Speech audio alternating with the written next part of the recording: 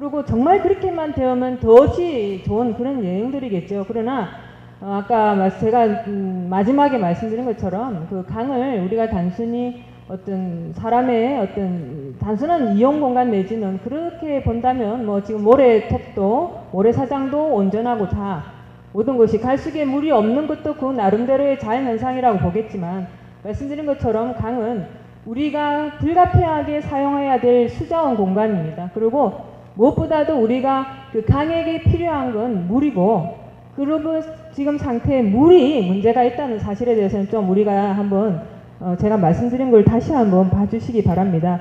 그 첫 번째 그 홍수 피해가 그 상류 지역에서 나는데 본류 구간에는 홍수가 나지 않는데 왜 본류 구간에 대해서 정비 사업을 하느냐는 국가 하천을 대상으로 하는 국책 사업입니다.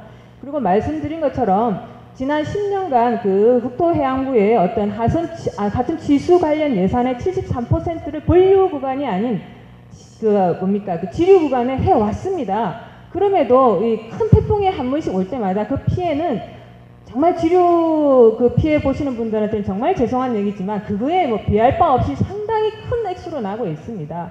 그리고 이렇게 한번 저희가 그 본류 구간의 홍수 빈도를 지금 200년을 잡고 있거든요. 그 낙동강은 이제 100년으로 잡는데 그 정도의 빈도로 저희가 한번 이렇게 그 홍수 대비를 위한 이런 4대강 설립을 하고 나면 사실은 이제 본류 구간에서의 홍수 피해에 대해서는 어느 정도 저희가 막을 수 있다고 이렇게 다 여러 가지 수치 모델링이든 수립 모델 모든 통합적인 운영 시스템에서 다 어떤 검증을 거쳐서 된 사안들이고요.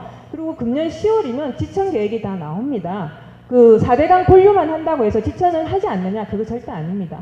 그것과 병행해서 할 것입니다. 그리고 그 강수위 보호 문제를 자꾸 말씀하시는데요. 제가 이 자료를 보니까요.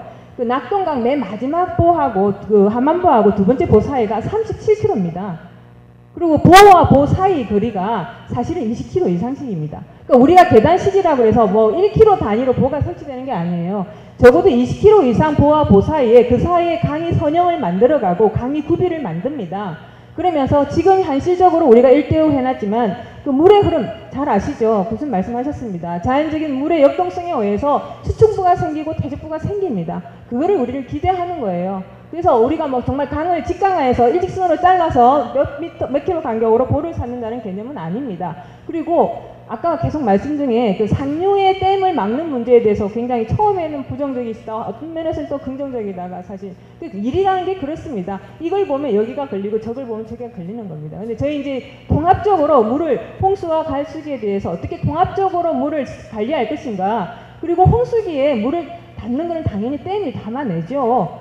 댐이 담아냅니다. 그리고 댐에서 만약에 이렇게 생각하시면 됩니다. 댐에 홍수기에 댐에 물을 담지 않으면 그 물은 그 낙동강 그 상류에서 하류로 가는데 뭐 몇십일 걸린다 그러잖아요. 그 이후 지나면 사실 물은 절대적으로 그 위에 굉장히 부족해지는 게 사실이고 전 세계적으로 그 비가 많이 오는 지역은 대체로 연중 고르게 비가 온다기보다는 집중된 패턴을 보이기 때문에 되게 많은 나라들이 보호나 댐을 통해서 어떤 수량을 확보합니다. 그래서 뭐 미국 얘기하시고 하시지만 그 미국만 해도 사실은 굉장히 많은 수의 보가 있고요. 뭐 우리가 잘 아는 흔히 저도 뭐 이런 비유까지 하기 싫습니다만은 그 다뉴브 강만 해도 그 700개 이상의 보가 설치되어 있습니다.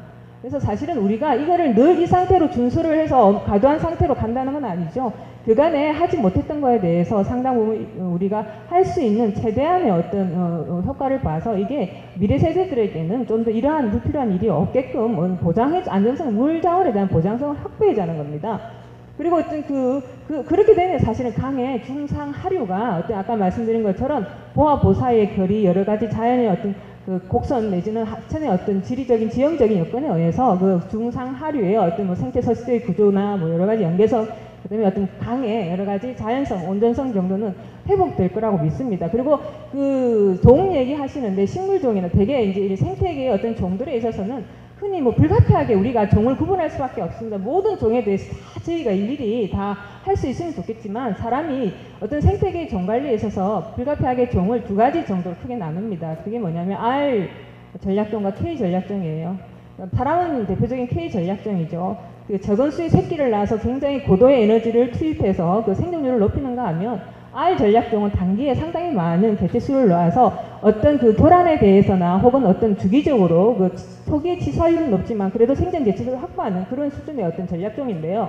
되게 이런 하천에 강변의 초종이나 초본류나 다른 숙소종이도 마찬가지입니다. 그 다음에 어류 이런 것들은 그 다음에 대개가 이게 알 전략종들입니다. 그래서 우리가 기대하는 바는 그들 종을 무시하는 것이 아니라 이렇게 단기적으로 어떤 교란이 주어졌지만 그들이 가지고 있는 저항성의 어떤 에너지 분량에 의해서 강이 하천이 제대로 자연성을 확보하면은 회복될 거라고 믿습니다. 그리고 사실은 그 또 우리 지금 사회자가 자꾸 눈치를 주시네요, 그죠? 그다음 강 수위 문제인데 그 보를 설치해서 물이 담아지면 수위가 상승을 해서 어떤 도시 지역에 넘어서 그죠? 어떤 뭐 피해를 주지 않을까 그런 얘기는 그런 경우는 거의 없습니다. 저희가 그 어떤 상류의 댐 그다음에 뭡니까 농업용 저수지 그다음 이 모든 거를 통합 운영 시스템에 의해서 어떤 전체적으로 물량과 그다음에 그것이 어떤 모든 걸 다 조절하게끔 됩니다. 그래서 뭐 상류의 댐을 위해서 뭐 보를 어떻게 하고 그런 건 전혀 아니고요.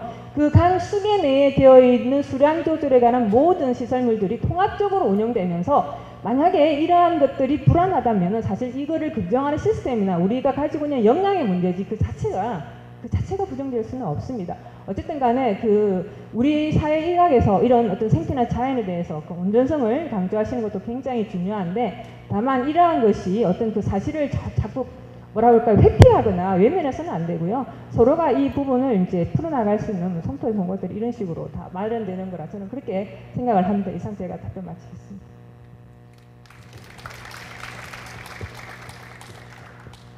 답변 잘 들었고요. 이제부터는 이 두 분을 좀 이 앞에 모셔서 여기 많은 분들이 오셨는데요. 궁금하신 점 질문을 받고 이 두 분께서 한번 그 질문에 대해서 토론을 해보시는 걸로 그런 자리를 한번 마련해 보겠습니다.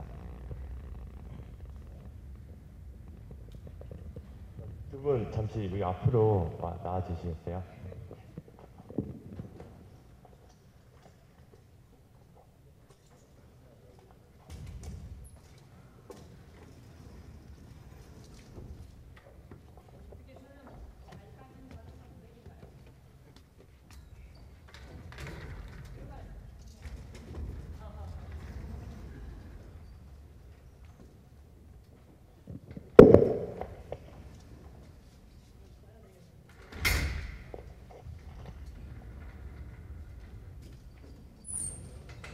궁금했다 하시는 분들 질문하실 분 손 좀 들어주세요. 지금 마이크 하나인 관계로 큰 목소리로 질문을 해주시기 바랄게요.